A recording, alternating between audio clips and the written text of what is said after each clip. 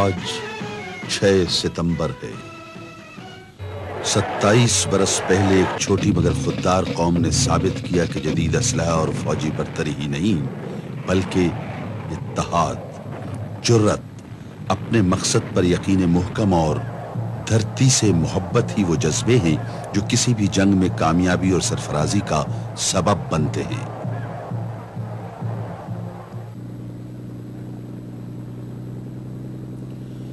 رن of کچھ میں پاکستانی افواج کی فتح نے بھارتی قابض فوجوں سے برسر پیکار کشمیری مسلمانوں کے جذبے کو ایک نیا حوصلہ بخشا اور انہوں نے وادی میں آزادی کی جدوجہد تیز تر کر دی۔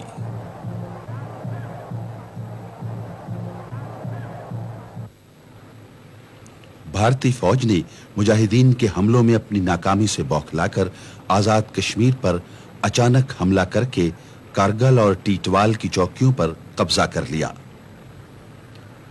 بھارت نے تمام اخلاقی اور بین الاقوامی اصولوں کو بالائے طاق رکھتے ہوئے پاکستان کے علاقے اوان شریف کو شرنگیز گولہ باری کا نشانہ بنایا۔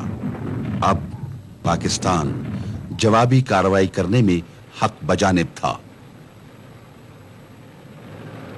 آزاد کشمیر کی افواج نے پاک افواج کے ساتھ مل کر جوابی کارروائی کی کہ آزادی کے متوالے اپنی دھرتی کے ایک ایک ذرے کی حفاظت کرنا جانتے ہیں۔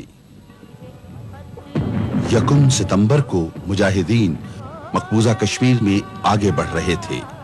چھم، تیوا اور کسرانہ کی سرسبز وادیاں ان کے قدموں تلے تھیں۔ یہ وہ قدم ہیں جو ایک مرتبہ اپنی منزل کی جانب اٹھ جائیں تو کوئی طاقت ان کی راہ نہیں روک سکتی۔ صرف ایک دن میں اللہ کے سپاہی دریائے توی کے کنارے پہنچ گئے۔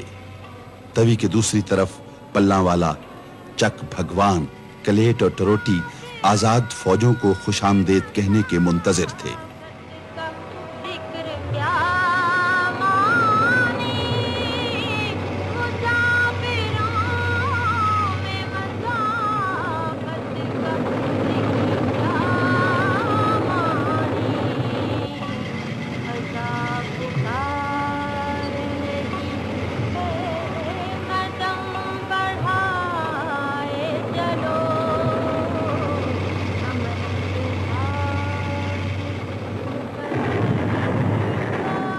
پھر 5 ستمبر کو ان علاقوں کے علاوہ چھم کو بھی آزاد کرا لیا گیا۔ اب مجاہدین کی اگلی منزل اخنور تھی۔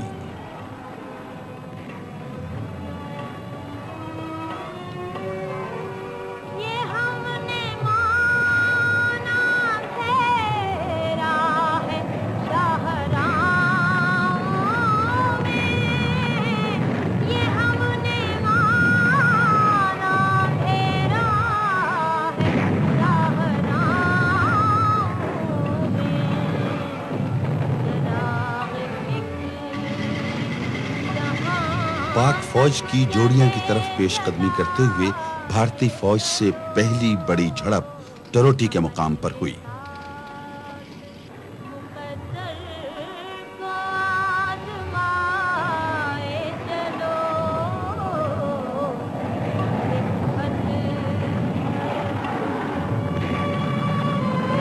لیکن پسپائی کفر کا مقدر تھی۔ اب جوڑیاں بھی پاک فوج کے قبضے میں ہے۔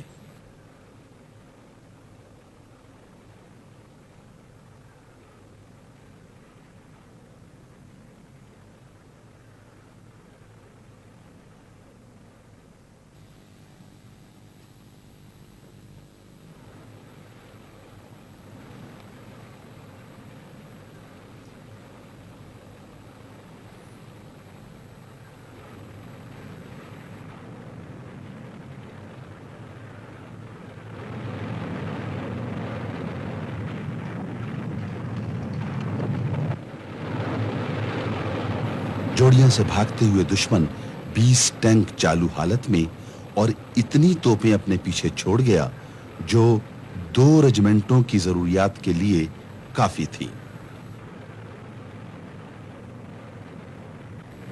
ادھر دشمن کے لیے کشمیر کے محاذ پر آزاد فوجوں کو روکنا محال ہو رہا تھا۔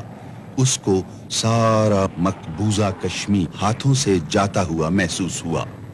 اپنی شکست کی شرمندگی مٹانے اور مجاہدین کی توجہ بانٹنے کے لیے بھارت نے 6 ستمبر کو علیہ الصبح بغیر اعلان جنگ کیے مکاری سے پاکستان کی بین الاقوامی سرحد عبور کر لی۔ بھارت نے لاہور پر حملہ کر دیا۔ اس کی پیدل فوج کے 2 ڈویژن بھاری گولہ باری کی آڑ میں BRB نہر کے کنارے تک پہنچ گئے۔ قوم سو رہی تھی، لیکن پاک سرحدوں کی نگہبان آنکھیں جاگ رہی تھی۔ وطن کے سپاہیوں کے لیے اپنی وفاؤں کا عہد پورا کرنے کا وقت آ گیا تھا۔ پاکستان کے 10 کروڑ عوام جن کے دل کی دھڑکن میں لا الہ الا اللہ محمد رسول اللہ کی صدا گونج رہی ہے، اس وقت تک چین سے نہیں بیٹھیں گے جب تک دشمن کی توپیں ہمیشہ کے لیے خاموش نہ ہو جائیں۔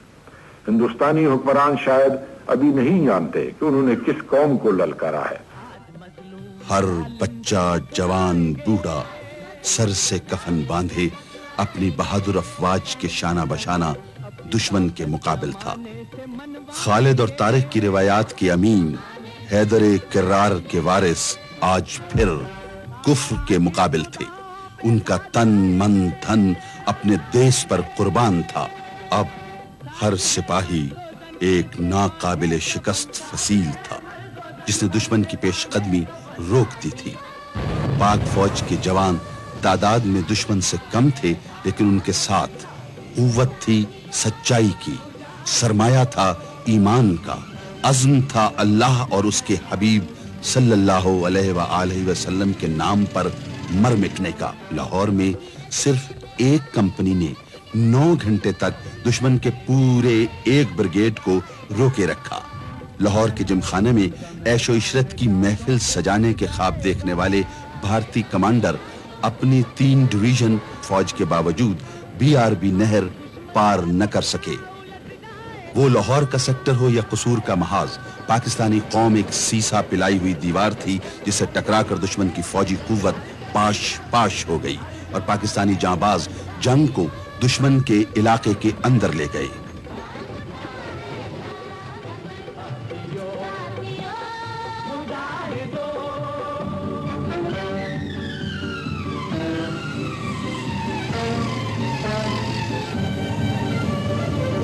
قصور کے محاذ پر بھی دشمن کو منہ کی کھانی پڑی اور پاک افواج کھیم کرن کو فتح کرتی ہوئی آگے بڑھتی رہی۔ اصل اتر، چیمہ، محمود پور اور ولٹوہا اب پاک فوج کے قبضے میں تھے۔